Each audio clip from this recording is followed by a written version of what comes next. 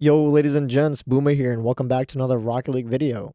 I'm sure you guys have seen by the title, but today's video is going to be about what 11k hours and 9 years of Rocket League has taught me about the game. Before we get into that, I just want to remind you guys that I am a streamer over on Twitch. If you guys want to talk to me or ask me questions in real time, or even see me play different games, come stop on over for the vibes. I'm also a coach for Rocket League. If you guys are interested in getting coaching from me, join the Discord and check out the coaching section there. The links will be below. Also, if you guys want to show a little bit of extra support, please use code BOOMA in the Rocket League and Fortnite shops. Without further ado, let's get into this. All right, guys, we're just going to hop right into this. So, number one, I'm going to say is the 4 pillars of improvement. So, this is something that Glacier and I talked about in the recent Masters of their Craft. If you guys haven't watched it, I will leave the link in the description below. Highly recommend going to watch that. Glacier has some phenomenal advice for you guys in that video. And we both talk about the game from an analytical standpoint. So the 4 pillars of improvement would be number 1, training. Number 2, playing the game. Number 3, watching yourself. And number 4, watching others. I can't stress these things enough. I think they're extremely important when it comes to just total improvement in Rocket League. And I want to kind of go into a little more depth of what these things mean. Training can be such a generalized term, right? But we're talking about training with intent. If you're somebody who is at the stage of learning where you recognize you're not as mechanically, up to par with the rank that you're currently at, then that's something that you have to train on your own, right? You got to get in the reps, you got to get in the gym. It's no different than anything else in real life. So Rocket League being a heavily reliant game on pattern recognition and muscle memory, right? These are things that you need hours and hours and hours of messing up. Anything that you see professional players do or the consistency that these professional players have, they have tens of thousands of hours messing these things up, right? Playing the game, can't stress this one enough as well. When I coach players and I tell them to grind the game, I'm talking about put in a decent amount of games. I know everybody doesn't have, a ton of time to be putting into this game. I'm a grown adult as well. We have other obligations than just playing a video game, but it's the intent that you put behind those games, right? If you're really focusing on a certain thing that day, then you should be going into your games laser focusing that one thing. If you're trying to get better at flip resets, you're trying to get better at, just passing the ball. Those are something you need to train to the extreme when you play the game. And ideally, you want to play or train how you would want to play, right? The pacing that you want to play at. I'm very much a momentum player. I like to play the game, as fast as I possibly can and execute things as fast as I possibly can to make decisions faster and give less time for other players to make decisions. So that's something that I always had drilled into me because obviously I played soccer before, and that's very much like an athletic mindset towards the game. Watching yourself and watching others, I don't think people understand how overpowered replays actually are in Rocket League and in gaming in general. I think every single competitive video game should have a replay system, and majority of them do, and it's a phenomenal thing. Imagine if you were, trying to get into the NFL, and I think Glacier makes this comparison or analogy in the Masters of the Craft video. But imagine you're like a quarterback and you're trying to learn what a blitz looks like in the NFL, right? You're trying to get better pattern recognition of recognizing what this blitz is going to look like, but you're looking at it from film and top downs and whatever. But imagine you could watch from an NFL quarterback's eyes what a blitz looks like. That's going to give you so much more of an idea of how that looks, right? And you can do that with Rocket League. You can literally go download any professional player's gameplay and watch it back. And I'm not saying you have to go mimic theirs, because that's never, how to go about doing that. But being able to think oh, this is how this player handles this situation. This is what they do on defense. They have, habits here. Being able to recognize these things and then try to implement them into your own game is a phenomenal thing to do. And then obviously watching your own replays is not that hard. One of the skills I try to teach people when I give them coaching sessions is how to break down their own replays. It's not that difficult. Rocket League is a domino effect game. So obviously the misconception that everybody falls guilty to is thinking that you get scored on because of a single mistake. Rocket League is not like that. Rocket League is a domino effect game. So if you go back into your replays and your teammate just steals your boost and whiffs the ball and then it somehow own goals. Yeah, you're going to want to blame your teammate, but go see what led up to that situation in the first place. Go back 10, 15, even 20 seconds. Depending on the game mode, like in 3v3, a goal can happen like 20 to 30 seconds later after one decision is made. It's just how the game works.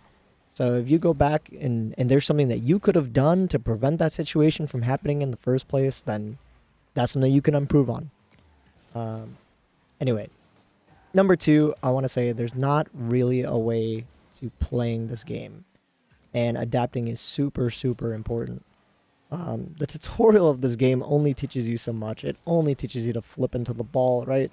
Nothing about Rocket League puts you in the game and says, hey, this is a team-based game where you need to work together with your team and pass the ball and not overcommit or utilize your boost well. None of that is taught to you in this game's tutorial. So everything of what we know about this game and how to play it game sense wise is, this collective agreement from the community of players who have put in tens of thousands of hours to discover what the most efficient ways to play the game are. What's the best way to rotate for defense? What's the best way to cut this ball off? What's the best way to break down a defense, right? And these are things that can be completely subjective, right? They don't have to be, this is the one and only way to do it. It's just what this player has learned is the most efficient and works for them, right? So there's endless amounts of information that you can take from that. But ultimately, at the end of the day, it's the hours putting in. If you're somebody who you don't understand like when and where you should be going for a demo or anything like that, it's because you lack the situational awareness of seeing that situation over and over and over again. Let's say it's a 2v1 situation and your teammate's like slow driving the ball towards the other player and you're not going for a demo there. You need to go back in the replay and ask, would you have time to go on for a demo? Are you making the other opponent's life easier? Are you helping your teammate? Are you maximizing your goal scoring opportunity from this position? These are the things that really matter. And players, I feel like, come to me and they're like, well, I don't know how to play around a passive player. I don't know how to play around a super aggressive player. And the answer to that is you need to be around that type of play style over and over and over again and recognize what you need to do as a player to adapt to those things. If you're somebody who's naturally aggressive and you struggle to play with passive teammates, then that's something you need to work on yourself. It is not your teammate's fault. Because at the end of the day, your teammate's in the same position as you. They might have just learned to play very, very passive, and that's what worked for them to get to that rank. Meanwhile, you were playing very, very aggressive, and that's how you got to that rank. Right? So you guys need to understand that you're not going to match with everybody, and you need to be able to look at the game, check yourself, outside of the perspective and be like, hey, this is a problem of I get really awkward around a super passive or super aggressive player. That's something that you need to work on, because at the end of the day, the thing that's going to get you to the higher ranks and make you just an easier player to play around is being the best teammate you can be. And the easiest way to do that is being somebody who's super easy to adapt. You got to pick up on how somebody's playing and the first minute of the game, and you got to make your adjustments. That's what every professional player does at the highest level. They're able to see how another team is playing and they make their adjustments accordingly, and that's it. That's what makes the game so much fun, at least for me. Yeah. Anyway, number 3 is going to be the mindset of teammates suck, right?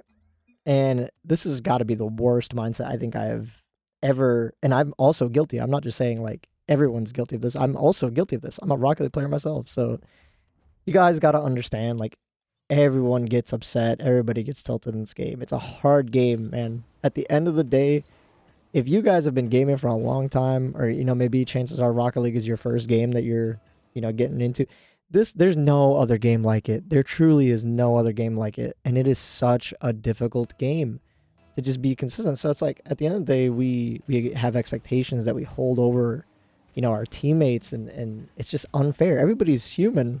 Everybody makes mistakes. And I try to stress this so much when I coach people, that mistakes happen all the time in Rocket League. Mistakes are going to happen no matter what. How do you think professional players score on each other? It's one mistake, and then it's a bunch of decisions after that to punish that mistake. That is how the game is played. The most important thing is knowing what to do after mistakes. Playing damage control after mistakes. You guys got to help each other out. So if you're one of those people who finds yourself tilt queuing a lot, I don't know, turn chat off, and just truly work on improving on your own. You don't have to. You don't have to flame your teammates. It's just not worth it. You don't have to waste your time. You don't have to waste your teammates' time. Like, they could be having a bad day. Could have got home from work, had a bad day at work, bad day at school, whatever the case may be. It's gonna happen to everybody. So it's unfair to hold expectations over anyone. And for anybody who puts like SSL rank on a pedestal, it only represents at the end of the day some consistency. Some consistency. A decent amount, but some. Professional players obviously have the highest consistency, and that's why they're professional. So if you're at any rank underneath SSL, it is extremely unfair to hold any expectations. Even at low SSL, I'd say it's unfair to hold expectations over anybody. But regardless, that is my point. Number 4 is going to be the MMR does not matter in this game. Okay, the game is supposed to be fun, so you have to keep learning. I really used to beat myself up over MMR back in the day, and it just does nothing but hinder your improvement. The points mean nothing, guys. Improve, and then you'll see yourself consistently holding certain ELO ranges. During the most recent qualifier, for example, earlier this year in February, we're playing against teams such as Gen G, and if anybody checked my rank during that time, I wasn't grinding much besides scrims. I was sitting around like 1700 ranked early season. That's around like GC3. So the RL community would be goofy and be like, well, you'd never think that a 1700 would be able to compete with the likes of a pro team, especially Gen G, who was the number 2 team in NA at the time. But these ranks don't sum you up. These points don't sum you up as a player. So the amount of arguments I've seen back in the day of just like, and even today, of people just, trash talk each other over like a few points difference is insane. It doesn't mean anything. You should be going into these games just focusing on yourself, focusing on improving, focus on being the best teammate you can be, and I promise you your rank's going to shoot up no matter what. Because if, like I said, you're just an easy player to play around, and you're not somebody who argues, and you're willing to adapt and admit your own faults, your improvement is going to be so much head and shoulders over the rest. You won't get stuck in the tilt queues. You won't get stuck in the, with other players who are also raging at really stupid things. It's a video game at the end of the day. Sometimes not everyone's taking it as competitively as you, or sometimes you might not even be taking it as competitively as others, right? So we have to understand that, and these MMR ranges mean absolutely nothing, I promise you. Maybe you could argue like the professional ranks do, but that's like 2K ELO plus, right? These are players who are trying to become pro, so like anything from 2K up is I'd say is maybe a little fair to be self-critical of others, or self-critical of yourself and critical of others, but that should be a completely healthy situation coming out of that, right? You can be like, hey, my bad, like I thought you were just gonna go here, maybe next time I'll just go for it. You should be able to talk to each other like that, right? Instead of just everybody just goes at each other, they just try to rip each other a new one in Rocket League, and it's toxic. You don't get anything out of it, you don't learn anything out of it, and it's a waste of time. Number 5 is going to be being analytical and self-critical of yourself. It is truly, truly the best formula to get good and reach the top rank. Please watch your replays. I was somebody who was stuck in Champ 3. I don't even remember what season it was. I was stuck in Champ 3 for maybe like a year or two. And I was pretty mechy at the time. During the time I was Champ 3, people weren't really doing flip resets, air dribbles, double taps consistently. Or any mechanics consistently for that matter. It was just a fast-paced game. And there wasn't really much, besides like ceiling shots and really stiff air dribbles. That's probably all I can remember. Very, very, very slow double taps. And I remember I was doing flip resets, I was doing cuxer pinches, ceiling shots. I was a pretty mechy player back then, but I could never reach Grand Champ because I felt like guilty to the mindset of, I was like, I know how to play the game. I watch so much pro gameplay, and I know what should be done in this spot. My teammate doesn't know what's right, and you just blame, and then you get stuck in, your own ways of you don't think you're playing bad because you've been working so hard or whatever, but you might have a bad habit. You might have something that's hard to play around in your play style. You might not be the easiest player to play with. If you watch your replays back from your teammate's POV and you're not leaving the ball in a good spot, you're constantly, full meching across the field and burning 100 boost with a long recovery time, you're doing something wrong. You're leaving the ball in a bad spot. You're leaving your teammate in a bad spot. Anytime you concede like a man advantage play and you are overcommitted on the other side of the field, that is on you. It is 100% on you all the time. And that's something that I didn't understand. So I got hard stuck in Champ 3. And then, it took somebody to kind of check me out of that and be like, hey, you got some bad habits here. You constantly go back to the net. You constantly don't cut the play. You're doing these long rotates. You're not leaving the ball in a good spot. And then once, it had to come from a higher level player who I respected, right? Who I respected their opinion because I wasn't going to take anyone else's opinion because I thought I was the best at the game already. And when that person, checked me out of the moment, was like, hey, you got some problems you got to fix. And I went and worked on those. I got Grand Champ. And that was literally all I was missing. I just had to get rid of my bad habits that I had. And I had to be self-critical of myself in order to finally like get my rank up. So sometimes it's not even about, your teammates. It's not even about your tilt cues. It could literally just be your mindset towards the game that's holding you back from that rank up. A lot of people get in the mind space of, oh, I'm like about to get my rank up game. And then you play weird in your rank up game because you're like nervous about getting that rank up.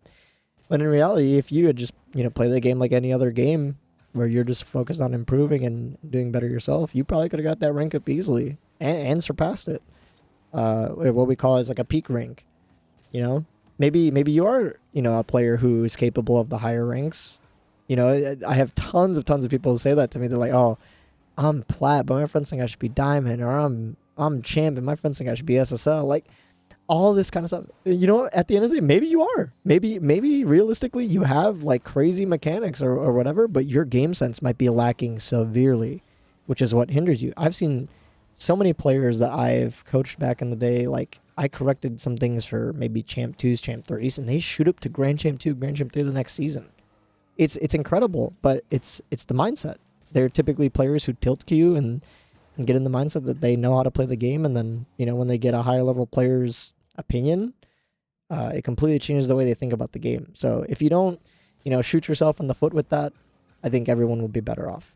And the final one is going to be grind the game if you want to get better. This is something I have to say over and over because I don't think people understand kind of what that means. If we're talking like how many games in a season, and you guys can check your Rocket League Terrans, or you can check the new, Rocket League website where it keeps all your stats there.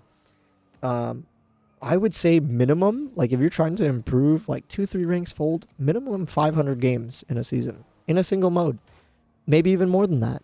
I know, like I said earlier, not everyone has the time to be doing that, but if you are somebody who's trying to take this game seriously, I was a full-time college student, I was working a full-time job, and I was, pursuing pro soccer when I was like in my early 20s, and I was still finding time to grind this game.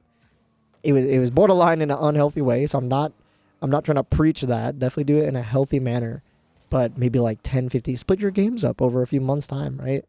So you can have not only small goals to hit for yourself, but you can keep track of how many games you're putting in. Because I think Rocket League being, pattern recognition, muscle memory, all this stuff, the players who put in more time are always going to be just better at the game. That's just how it works, right? They have more time doing these things in-game than you, right? Like a player like Zen has more time in-game triple resetting on a player than majority of normal Rocket League players.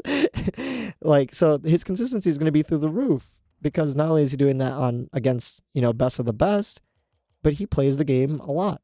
I believe there was one game, and I will also link the video to the best mindset video because I think I discussed this concept in that video as well, but I think there was one season he put in like 3,000 games, which is, it's an insane amount of games if you do the math, but I definitely remember any season where I wanted like genuine improvement in the game, I was putting 500 to 1,000 games. But, with that being said, I was trying to compete in the game. So I was playing scrims, I was playing ranked, streaming the game, whatever the case may be. So I kind of had, the motivation and drive to do that. That might not be for everybody, right? If you're just trying to get an easy rank up, then lower the number. I say like 300 games in a season in a single mode.